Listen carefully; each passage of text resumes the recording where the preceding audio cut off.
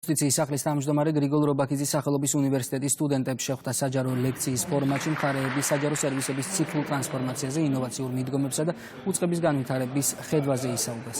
შეხვედრა იუსტიციის სახლსა და უნივერსიტეტს შორის გაფორმებული მემორანდუმის ფარგლებში გაიმართა, რომელიც მიზნად ახალგაზრდების პროფესიულ განვითარებასა და პრაქტიკული გამოცდილების მიღებას ისახავს.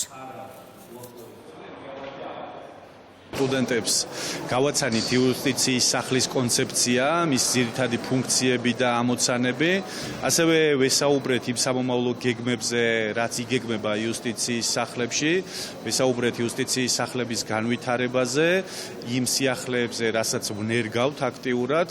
ბუნებრივად ძალიან ბევრი კითხვა გქონდათ პროცესებთან მიმართებაში, რაზეც ამომწურავი პასუხები გავეცით. თავისთავად, როდესაც საჯარო მოხელე მოდის უნივერსიტეტში, სტუდენტთან შესახვედრად, ეს უკვე მიანიშნებს იმას, რომ ხელისუფლება ფიქრობს, ზრუნავს მომავალი თაობის აღზრდაზე, მომავალი სპეციალისტების ფორმირებაზე. ძალიან მნიშვნელოვანი იყო, ვინაიდან ეხებოდა საჯარო სერვისებს იმ თემას, რაც ყოველდღიურად თითოეული მოქალაქისთვის ძალიან მნიშვნელოვანია და ყველა ადამიანს ეხება, ვისაუბრეთ იმ ინოვაციებზე და რეფორმებზე, რომლებიც იუსტიციის სახლის მიერ განხორციელდა.